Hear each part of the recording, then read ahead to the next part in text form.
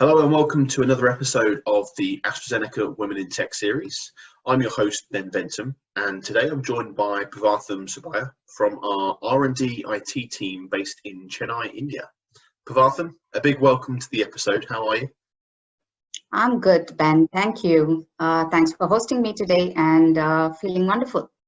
Excellent. Well, thank you for joining me today, and I'm excited to have you on, Parvatham, as you're the first woman we've actually had on the show from our Chennai, India site.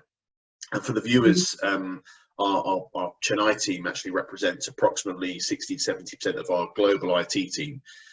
So yeah, in effect, you could say it's the heartbeat of AstraZeneca IT. So it's great to have you on.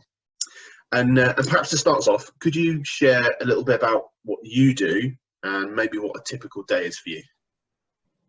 Sure, Ben.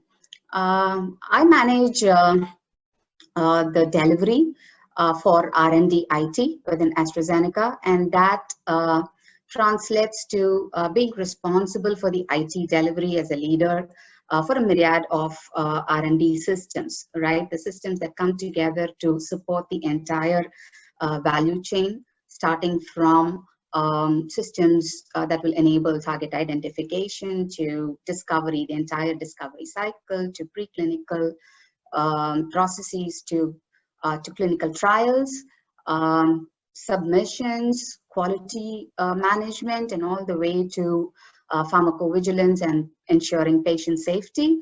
The entire suite of systems that enable this end-to-end value chain within R&D IT, and the delivery of those that happen out of the Global Technology Center in Chennai, India, is my primary responsibility.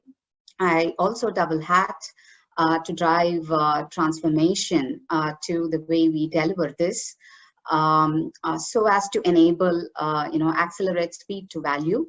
And I also champion the inclusion and diversity efforts for the site. Excellent. It sounds like you've got a very busy role. And what's, if you had to pick one thing, what's the most enjoyable aspect of your job? Oh, quite a few actually, but I'll probably, with your permission, keep it to a couple of them. One, the first and foremost is our ability to touch lives through technology, right? And we are in the business of doing something day in and day out, which touches the lives of patients, right, and people.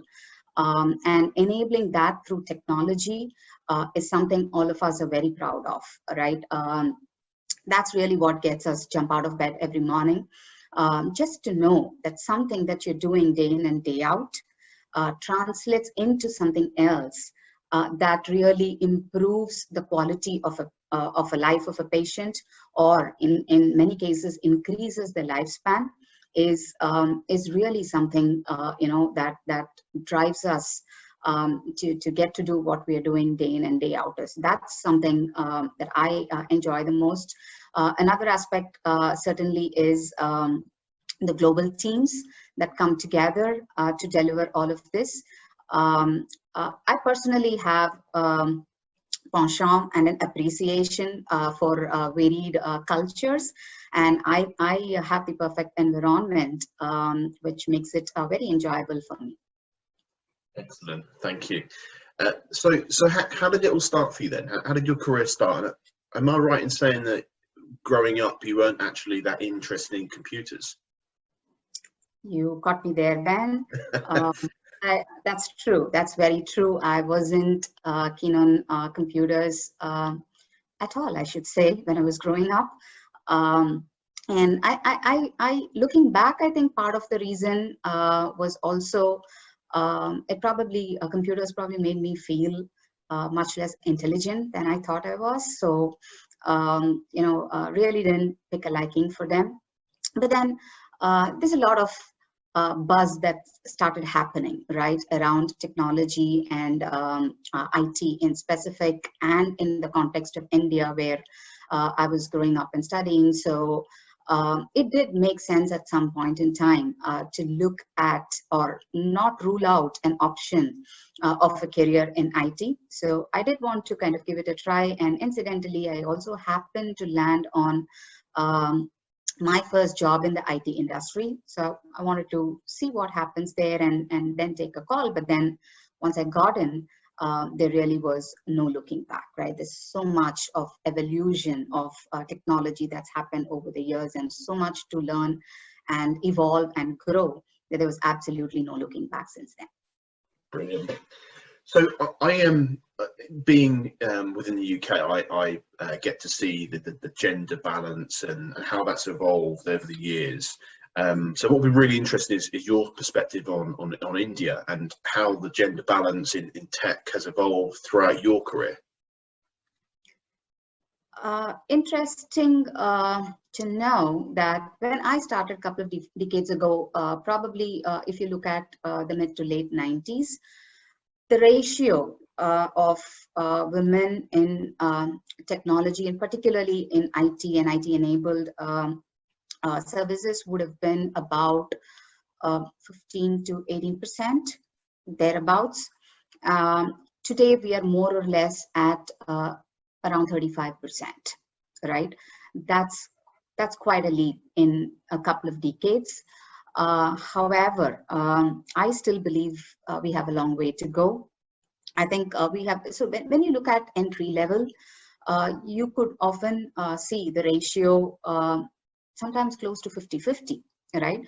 But then what happens with time and progression is that you end up observing a lot of slowdowns or dropouts, or so the ratio really kind of decreases as you move higher up the chain, right? So if you really look at exec positions, even within the IT industry in India, we're probably going to be doing at anywhere between 5 to 10%, no more. So the mid-level career is where most women tend to face challenges. So yes, in summary, we've certainly seen a lot of progress over the last couple of decades, but there's a lot more to do there. Great, lovely. Thanks for sharing that. So what advice would you give to women interested in pursuing a career in technology? There's usually, when we think about technology, and again, IT in specific, we tend to associate jobs with core programming capabilities, right? Or jobs surrounding programming. So the first message I would certainly like to share is, again, there's a myriad of roles out there, right, for us to pick up and run with. And even within the technology arena, you could look at a wide variety of roles, and depending on your acumen and your interest, there's a host of them to pick up from, right? Be it core programming roles, or technology architecture, business and domain oriented roles, testing roles, program and project management. There's a variety of them out there, right? So it's up to the individual to kind of look around and pick the option that's most interesting. And I would definitely encourage women to explore those, right? Not only does it make you an all-rounded professional over a period of time in the IT world, but it also kind of keeps it open for you to pick and choose what interests and what suits you the best. And another important piece in the technology world is to stay in tune, right? Technology has evolved so much, right? So much over the last few years, compared to what has happened the last few decades. So it's so important for someone who picks a career in technology to stay in tune with technology. So commitment to continuous learning and education, and constantly upskilling yourself is very key for everyone, right, in the technology world, and women are no exception there. We got to do that, make that part of our way of living and working. And last but not the least, I would also add, at points in time when we feel overwhelmed, tap into the ecosystem for support, right? That's goes a long way.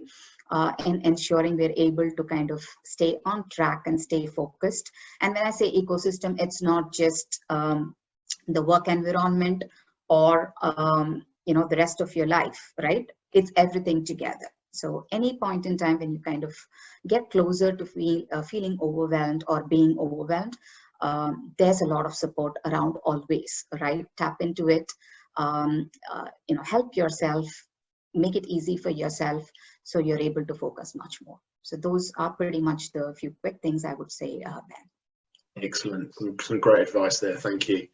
So, so what made you, Parvatham, to join AZ, and how has the business can help you develop in your own career?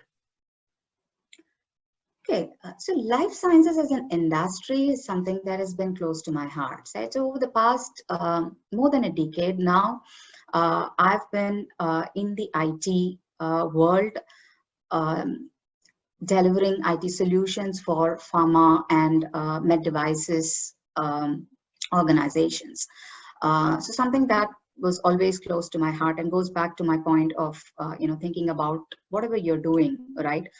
Where does it really have an impact, right? And this is a world where I find it close to my heart, and I kind of have always wanted to kind of stick around. So that's definitely one of the compelling reasons that made me pick a job with AZ.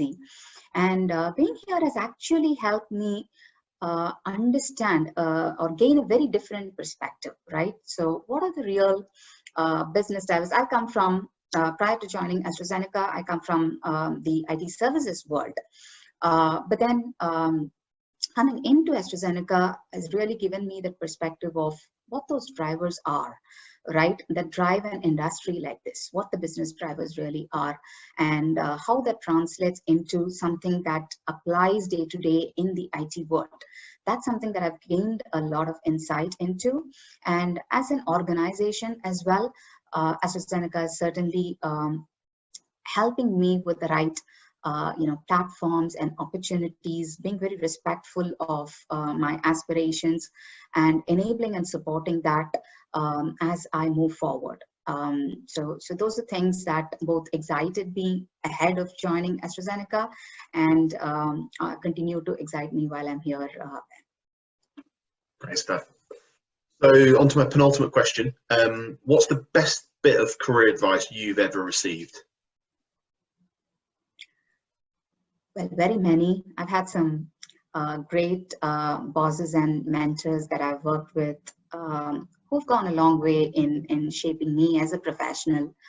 One of those that actually stuck and stuck more because I continue to use it. I heard this several years ago. The advice really was to not be inhibited by my perception of the sphere of influence that I operate in. All right, the advice really was the sphere of influence is always much larger than what I believe it to be, right? And in every occasion where I felt inhibited or stuck or constrained, I kind of bring myself to recall this and go that extra step or a few extra steps to explore what really lies outside of what I believe is my boundaries or limitations, and invariably it works. So it's been helpful all along and continues to be. So one thing I would continue to implement in terms of an advice is that. That's great, thank you. So on to my last question. What more do you think, Parvatham, we could be doing as the world to support greater female representation across technology? Okay, see, the focus on women representation across grades and roles and across the globe and across industries actually has enhanced significantly over the past few years. I believe that's definitely the right direction to take. And one thing that's very important for organizations to enable, especially as women progress in their career, is to provide the right levels of mentorship, coaching, and networking opportunities, right? As part of any diversity and inclusion charter, these are options that ought to find a place. And a lot of women, like I mentioned, Ben, the mid-level career is where we tend to see a lot of setback, right? And many of them, after they pass, that difficult phase, are very keen to come back, re-enter, and rebuild their careers. The focus on that aspect that will enable that population of women who really want to come back and rebuild their careers would go a long way, right? In not just enhancing women representation in every organization, but equally in tapping into their prior experience, right? So the opportunities to, again, whether it's a re-entry or someone who's pursuing or someone who wants to start late, regardless of which point they are in, providing and enabling them with the right opportunities and through coaching, development, mentoring, and networking, in my personal perspective, will go a long way in building the women leaders of the future and in ensuring we have a strong women representation within our workforce. That's something I really look forward to all organizations to be supporting. Excellent, lovely, thank you. And that brings us to the end of the episode. So Parvatham, thank you so much for coming on the show, giving me time, actually, some of your comments and sharing your insight into your career and advice. Certainly some really good highlights there. And to the viewers, brilliant, thank you. And to the viewers, thanks for watching again. And if you've joined the session, feel free to give us a like or share or comment and engage, and ultimately help us reach out to and inspire more women into tech careers. And please do join us for the next leg of the series, which comes in a few weeks' time. But in the meantime, please do take care, and we will see you soon. Bye-bye. Thank you. Bye-bye.